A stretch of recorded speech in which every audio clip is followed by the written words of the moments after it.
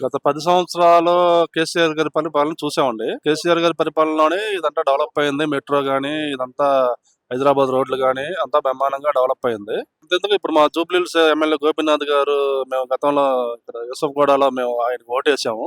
ఈ జూబ్లీహిల్స్ కూడా ఎగ్జాంపుల్ తీసుకుంటే జూబ్లీహిల్స్ కూడా ఆయన ఆధ్వర్యంలో ఎమ్మెల్యేగా బ్రహ్మాండంగా డెవలప్ చేశాడు. తర్వాత ఏమైందో తెలీదు గానీ మొన్న ఈ రేవంత్ రెడ్డి గారు గెలిచారు. ఓకే. గెలిచినాక నాకు తెలిసి హైదరాబాద్‌లో ఎవరు ఓట్లు వేయలేదనుకుంటా కాంగ్రెస్‌కి. అంటే ఎక్కువ హైదరాబాద్‌లో ఎమ్మెల్యే స్థానాలు ఏమి రాలేదు కదా! ఎమ్మెల్యే స్థానాలు రాలేదు కాబట్టి హైదరాబాద్‌లో పెద్ద డెవలప్‌మెంట్ లేదని నేను అనుకుంటున్నాను ప్రెజెంట్. ఔట్‌కట్స్‌లో ఏమైనా చేస్తున్నాడేమో. అంటే అతనికి ఎమ్మెల్యే స్థానాలు వచ్చిన దగ్గర ఏమన్నా అభివృద్ధి చేస్తున్నాడని నేను అనుకుంటున్నాను. ఎందుకంటే ఇప్పుడు ఎగ్జాంపుల్ చూసుకుంటే నేను బండి మీద అటు వెళ్తుంటే రోడ్లన్నీ డ్రైనేజ్ పారుతా ఉంది రోడ్డు మీద. అలాగే రోడ్లు కూడా మొత్తం ప్యాచ్ వర్కులు లేవు. అంతా పగిలిపోయి ఉన్నాయి రోడ్లన్నీ. కనీసం ఈ ప్యాచ్ వర్క్‌లన్నా చేయాలి కదా! ఇప్పుడు రోడ్లన్నా ఏసినాక నిర్లిస్తాయి, ప్యాచ్ వర్క్‌లు అయి అవుతాయి. కనీసం అవి కూడా పట్టించుకోవట్లేదు. డ్రైనేజ్ పారుతుంది, అవి కూడా పట్టించుకోవట్లేదు. హైదరాబాద్‌ని కూడా పట్టించుకోవాలని నేను రేవంత్ రెడ్డి గారిని కోరుతున్నాను.